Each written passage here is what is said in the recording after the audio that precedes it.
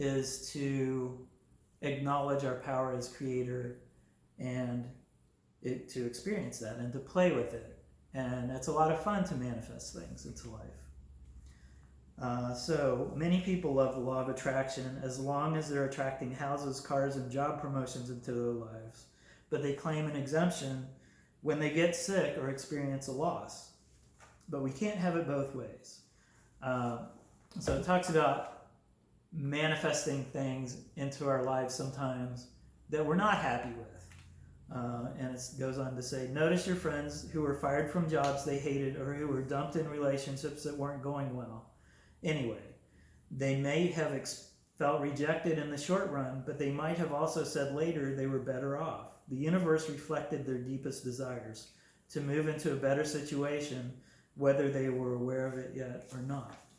So, to get something better into your life, sometimes you have to have something that you're comfortable with go away. And it may be that you're comfortable with the uncomfortableness of the situation. You're just used to it, and you're afraid to let go of it.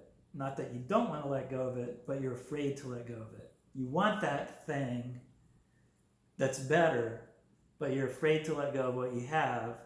But the only way for the thing that's better to come into your life is to let go of that other thing. So sometimes the universe will make that happen for us.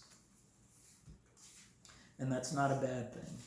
It seems like that's a bad thing when it's happening because it feels uncomfortable, especially if we're resisting that change. But I know I can look back at many situations where I lost a particular job that I was not happy with it, and I didn't want to lose it, and I ended up losing it. I manifested that being taken away because I was not happy with it, but that opened up the possibility of a better job, and I ended up much better off than I would have. And the same has happened with relationships for me too. So, how do we make that co-creation happen? In order to make it happen, we have to be aligned with God, with our higher self, with the Creator. And to make that happen, we can achieve communion with God through affirmative prayer. Prayer is creative thinking that heightens the connection with God mind and therefore brings forth wisdom, healing, prosperity, and everything good. And Jesus said, so I tell you, whatever you ask for in prayer, believe that you have received it and it will be yours. And he also said, your Father knows what you need before you ask him. So prayer isn't to tell God, I want this and this and this, and please give it to me. Hopefully I've been good. So I promise I've been good, so give me these things that I want. It's more about acknowledging that I live in a field of infinite possibility that is God, and these things can come into my life, and I align myself with that power by giving thanks for it already happening. As Jesus said, so I tell you, whatever you ask for in prayer, believe that you have received it and it will be yours. And the author talks about considering the first three principles in the context of prayer. Number one, God is all there is, everywhere and absolute good. This transcendent God is not an old man watching from a cloud showering us with blessings or discipline when the mood strikes, but it's the field of intelligence, love, and creative energy in which we live. We can never be separate from the divine presence. Number two, we are expressions of God like waves in the ocean, and we are divine at our core. The impermanent or personal God is within us. Number three, we create our experience when we focus on something and consciously or not draw it forth from the field of limitless possibilities. In this sense, we are co-creators with God. Prayer puts our belief in the first principles to the test. or it puts our belief in the first three principles to practice. So God is not the one pulling the strings, making things happen or not happen, keeping us safe or not. We are the ones deciding what shows up in our lives through our focus, our thoughts, our words, and our allowing.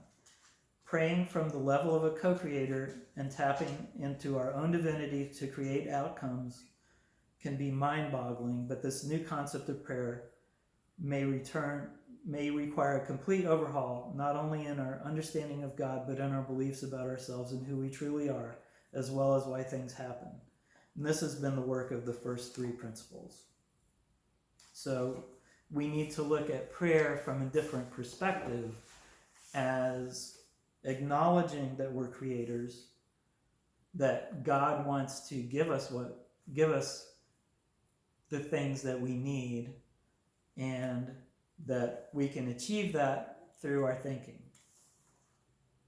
So that's what Jesus meant when he said, ask and it will be given. Asking is not begging or beseeching, as many of us were taught. It's focusing our thoughts and aiming our intentions.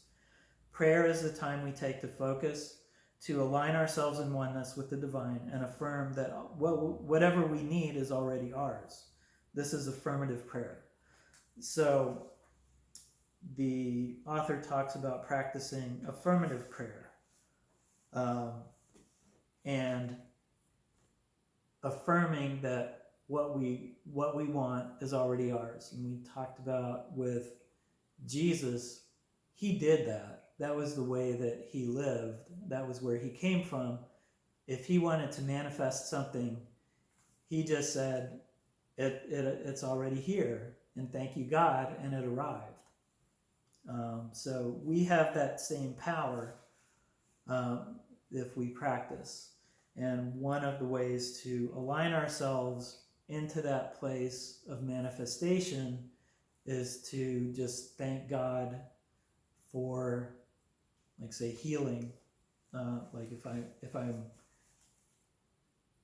trying to recover from an illness, then I can picture myself as being healed, whole, and healthy, and already recovered. This is something that Charles and Myrtle Fillmore did very effectively, being able to heal themselves through that affirmation that as a child of God, they do not inherit sickness, and through affirmative prayer, saying, I'm already healed. And over time, they were healed. That's amazing power. But we can practice affirmative prayer with anything. Now, one thing, if we're praying for somebody else, we have to acknowledge that each person creates his or her experiences, and that praying, if we're coming from a positive place, can send good vibes towards that person. But if, for instance, if a friend or a loved one in the hospital has the intention to recover, we can add our intention to the healing process. But if they've made a soul choice to leave the human form, our prayers won't keep them alive. Ultimately, the outcomes are up to each individual's higher self. And we can't know the highest and best outcomes for other people. Each of us has a highly individualized soul journey while on earth. And the last thing that we want to do when we're praying for others is to blanket them in our fear and anxiety. Sometimes, if that's what our prayer is going to be, coming from a place of fear or anxiety, we don't want to add that negative emotion to the situation. We don't want to put that out into the field of possibility. So sometimes it may be better not to pray, or to ask somebody who doesn't have as an emotional a stake to do the praying for us.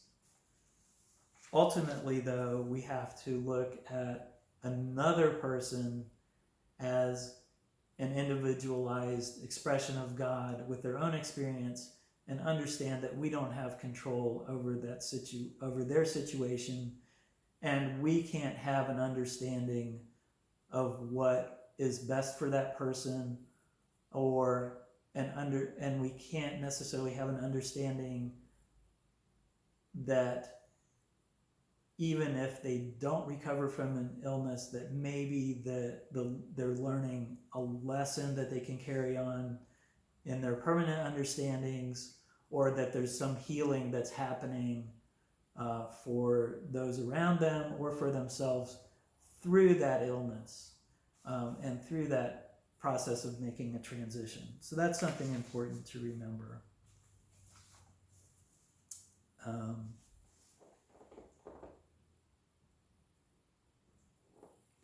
Principle 5, we must live the truth that we know. So principle 5 is to practice the first 4 principles in every situation, which is to live from our highest self. And so it starts out this chapter by saying the good news is that we cannot not live the truth. So we always are living the truth. It's spiritual law. It applies to everyone all the time. We are the divine in expression every day. We are creating our experience with every thought and feeling, and we are in prayer without ceasing, communing with an exquisitely responsive universe of abundant good. The goal is to live consciously in that awareness and take action as guided by our inner being, even knowing that we often express imperfectly. Living the truth is more about being than doing.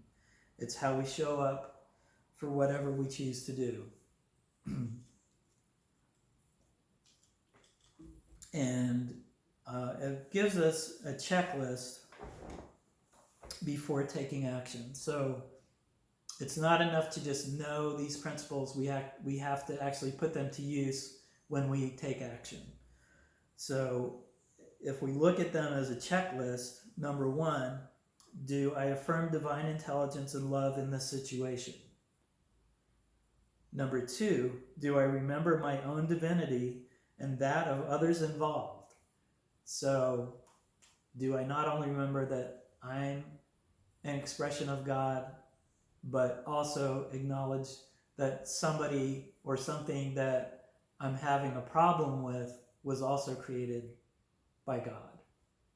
That's super important, because that can help bring me back to a place of humility. Number 3, do I take responsibility for attracting this situation into my experience? And do I know that its outcome for me will match my thoughts and feelings about it? And that's about being a co-creator. Can I see my place in bringing this into my life?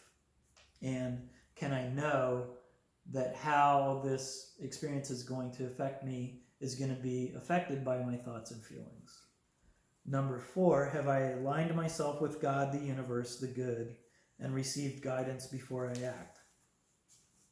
So I don't necessarily need to react to something that makes me uncomfortable, or a situation where I feel like I need to take an action. I don't have to react right away. I can take a moment, say, God is in this, and I need to acknowledge that I am an expression of God, and so is this other person. That how this affects me is going to be, or how this experience impacts me is going to be affected by how I deal with it. And then just take a moment, maybe even just take a breath, and align myself with God. Ask for guidance. Don't just jump in. And it says that how do we make choices day in and day out in alignment with principles so that we can bit by bit create the kingdom of heaven on earth? Because that's what we're trying to do. So how do you know that you're in a good vibration? The shorthand answer is this: good feels good, bad feels bad. When we do say or think things that feel good, we're putting ourselves in a positive consciousness and will naturally attract good things. We are in alignment with universal law and principle. It's a feeling of gratitude, contentment, and sometimes exhilaration. So when things are going like that, we're in alignment. when we make ourselves feel bad through our words, actions, or negative thoughts, then we're attracting at a lower level. We may be trapped in ego. Our negative feelings let us know that we are disconnected from principle, the truth, and the divine. Bad feels bad.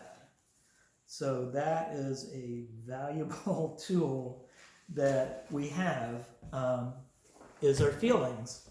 They give us feedback on whether or not we're acting in accordance with divine principle. So in practicing principle 5, living the truth we know, if we are living our truth and we're living with in alignment with our highest self, it's going to feel good. If we don't feel good, then that's kind of an indication that maybe we need to change our focus or change our action, maybe make an amends, and get back in alignment with our higher self so that we can be acting from that highest place. So that's the 5 principles. Thank you so much for listening to me. Thank you for being here. I love you all. Namaste.